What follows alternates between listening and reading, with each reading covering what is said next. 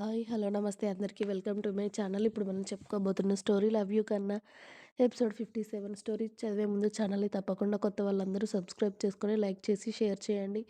అలాగే bell icon ఆన్‌లో పెట్టుకోండి. స్టోరీ ముందుగానే చదవాలి అనుకుంటే మెంబర్‌షిప్ తీసుకోండి. మీ అయ్యతో మాట్లాడదామంటే ఏదో బిజీగా తిరుగుతున్నాడు కదే! వాడెవడైనా పెళ్లి చూపులు అంటూ వస్తే డైరెక్ట్‌గా నచ్చలేదు అని చెప్పవే అన్నాడు కృష్ణ. అంత ఈజీ అనుకుంటున్నావా కన్నా అలా చెప్పడం? నాకింట్లో ఎంత టార్చర్ అవుతుందో తెలుసా? అంది జాను. అయితే వాడినే చేసుకుంటావా మరి? అన్నాడు కృష్ణ చాలా సీరియస్‌గా. అంతే కృష్ణ చెంప మీద ఒక్కటి పీకింది జాను ఏడుస్తూ. ఏం మాట్లాడుతున్నావురా నువ్వు? అంటూ.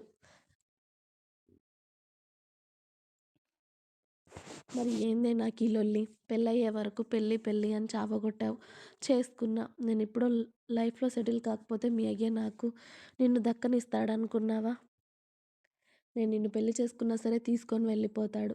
నేనేమంత చేతకాని వాడిని కాదు. నా పెళ్ళాన్ని నా దగ్గరికి తీసుకొచ్చుకునే సత్తా ఉంది నాకు. కానీ ఇవన్నీ మన మధ్య గొడవలు అవసరమా?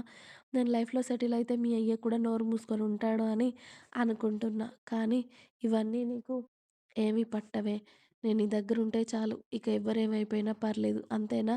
పని వద్దు, పాట వద్దు, ఎప్పటికీ నీ దగ్గరే ఉండాలి అంటే నాకు కుదురుతుంది అనుకుంటున్నావా? అరె! పెళ్ళయింది. అయినా కూడా నా మీద నీకు నమ్మకం లేదా? విడిచిపెడతాననుకుంటున్నావా? లేక నువ్వే నన్ను విడిచిపెట్టాలని ఇలాంటి వేషాలు వేస్తున్నావా? అని సీరియస్ అయ్యాడు కృష్ణ. ఎందుకురా అలా మాట్లాడి నా మనసు విరిచేస్తావు? ఇప్పుడు నేనేమన్నాను అని అంత పెద్ద పెద్ద మాటలు మాట్లాడుతున్నావు కన్నా? అని అడిగింది జాను ఏడుస్తూ. మరి నేను చెప్పింది చేయకుండా ఈ సొల్లు సోదేంటే నాకు? చెప్పాను కదా వాడొస్తే నాకీ పెళ్లి చూపులు ఇష్టం లేదు అని. చెప్పు. అవసరమైతే నీకు పెళ్ళయిందని వాడికి నిరూపించు. అంతే తప్ప భయపడుతూ బతికితే ఇక ఎలానే? అన్నాడు కృష్ణ. నీకున్నంత ధైర్యం నాకుండదు కన్నా. అమ్మాయినిరా నేను. నా బాధ నాకుంటుంది. నీకేమీ పట్టవు. నీ వరకు నువ్వే ఆలోచిస్తావు తప్పితే నా నుండి ఆలోచించవు కదా! చావు నీకిష్టం వచ్చినట్టే. ఇంట్లో ఏం చేస్తారో ఇక చేసుకొని. మీ అందరి మధ్యలో నేను నలిగిపోతున్నాను. నా గురించి నీకనవసరం. నీ లైఫ్ సెటిల్‌లో నువ్వే గడిపేసేయి. నేనేమైపోయినా ఇంక నీకు పర్లేదు కదా! పోరా! అని చెప్పి కృష్ణని వెనక్కి నెట్టి జాను ఏడుస్తూ వాళ్ళ ఇంటికి వెళ్ళిపోతుంది. చంపేస్తాను నువ్విప్పుడు ఏడిస్తే అని కృష్ణ అరుస్తూ ఉండగానే జాను అక్కడ ఉండకుండా వెళ్ళిపోయింది. జాను అక్కడి నుండి వెళ్ళిపోవడంతో కృష్ణ కోపంగా అతడి పిడికిలి బిగించి గోడకి గుద్దాడు. దీనికి ఎన్నిసార్లు చెప్పినా ఇంతే. నాతో గొడవ పెట్టుకోవాలనే వచ్చిందేమో అనుకొని కోపంగా బయటికి వెళ్ళిపోతాడు కృష్ణ.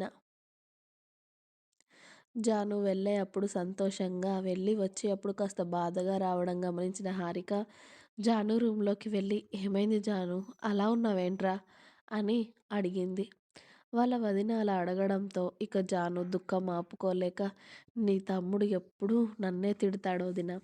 ఇంట్లో పెళ్లి చూపులు జరుగుతున్నాయి. ఏదైనా చేయరా అంటే నచ్చితే చేసుకో నన్ను వదిలేసి" అని మాట్లాడుతున్నాడు. ఎప్పుడూ ఇంతే. నా గురించి పట్టించుకోడు. వాడి పనులు వాడికే తప్ప నేనొకదాన్నున్నానని అసలు వాడికి గుర్తులేదు కదా! అని కృష్ణ మీద చెబుతూ ఏడుస్తూ ఉంటుంది జాను. అదేం లేదు జాను. అతడు ఏదో సాధించాలని తిరుగుతున్నాడు కదా!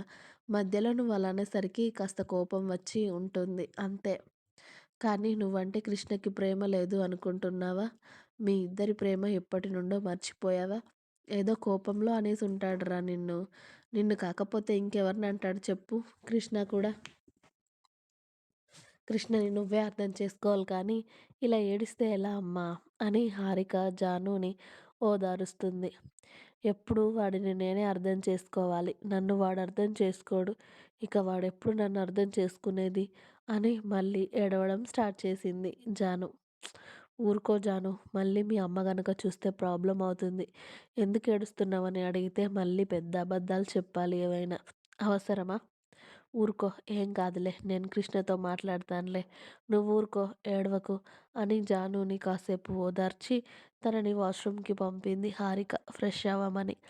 ఫ్రెష్ అయ్యి వచ్చి నైట్ డ్రెస్ వేసుకొని అతడితో కలిసి సంతోషంగా భోజనం చేయాలి అనుకుంది. కానీ ఇలా గొడవ పడడంతో హారిక ఎంత బతిమలాడినా కూడా తినకుండా అలాగే పడుకుంది జాను.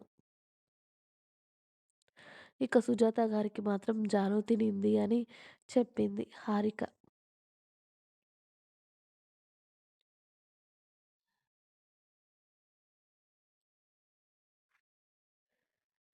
రాత్రి 11 గంటలవుతుంది. అందరూ మంచి నిద్రలో ఉన్నారు. జాను వాళ్ళ ఇంట్లో. అప్పుడే బ్యాక్ డోర్ నుండి హారిక డోర్ ఓపెన్ చేయడంతో ఇంట్లోకి వచ్చాడు కృష్ణ. అది ఇవాళ నీకోసం ఉపవాసం ఉండి అంతలా పూజ చేస్తే దాన్ని ఏడిపించావా? వెళ్ళు తినకుండా పడుకుంది. కాస్త తినిపించు కృష్ణ అని చెప్పింది హారిక. అలాగే అక్క నేను చూసుకుంటాను. థ్యాంక్ యూ అక్క అన్నాడు కృష్ణ.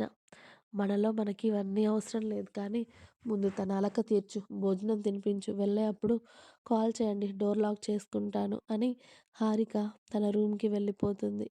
ఇక కృష్ణ మెల్లిగా జాను రూమ్‌కి వెళ్ళి లోపల నుండి డోర్ లాక్ చేసి ఆమె బెడ్ దగ్గరికి వెళ్ళాడు. కృష్ణ వెళ్ళేసరికి జాను ఆమె బెడ్‌పై ఉన్న టెడ్డీని గట్టిగా పట్టుకొని పడుకొని ఉంటుంది. చాలా ఏడ్చింది కదా! మొహమంతా ఎర్రగా అయ్యి కళ్ళంతా ఉబ్బిపోయి ఉన్నాయి.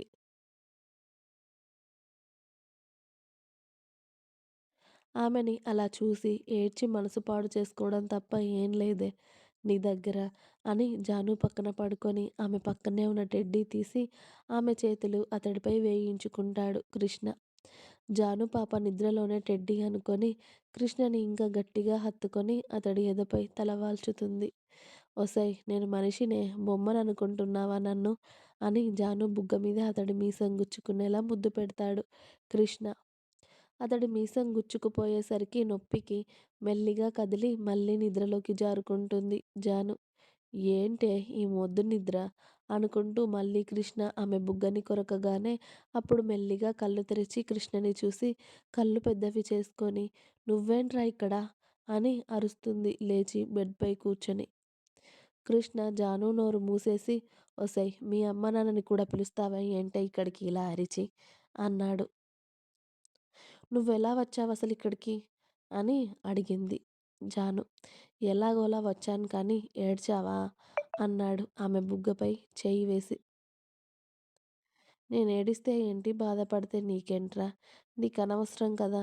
ఎందుకొచ్చావు చెప్పు? వెళ్ళిపో. నా దగ్గరికి రాకింకోసారి అని గట్టిగా అంది జాను. ఇలాంటి పిచ్చి కథలు పడితేనే నాకు చంపి పారదొబ్బాలనిపిస్తుంది. నోరు మూసుకొని కూర్చోవే అని జాను చేయి పట్టి బెడ్ మీద కుదేశాడు కృష్ణ. అవును. అన్నీ నావి పిచ్చి కథలు. మరి అలాంటి దానితో నీకెందుకురా? ఎందుకు నా కోసం వచ్చావు? వెళ్ళిపో ఇక్కడి నుండి అని మళ్ళీ అరిచింది జాను. ఏంటే నేనేమీ అనడం లేదు అని నోరలా పెరుగుతుంది అని జానుని బెడ్ మీద పడుకోబెట్టి ఆమె పెదాలు మూసేశాడు అతడి పెదాలతో కృష్ణ. ముందు కాసేపు కృష్ణ నుండి దూరం జరగాలి అని గింజుకున్నా ఆ తర్వాత కృష్ణకి సహకరిస్తూ ఉంటుంది జాను. కృష్ణ తలలో వేళ్ళు పెట్టి సుతారంగా నిమురుతూ. ఇంకా ఉంది. మీకు నా స్టోరీస్ నచ్చినట్టయితే ప్లీజ్ లైక్ చేయండి, షేర్ చేయండి. అలాగే ఛానల్‌ని తప్పకుండా కొత్త వాళ్ళందరూ సబ్స్క్రైబ్ చేయండి. Please subscribe my channel. Thanks for watching my video. Bye bye. Please like, share and subscribe.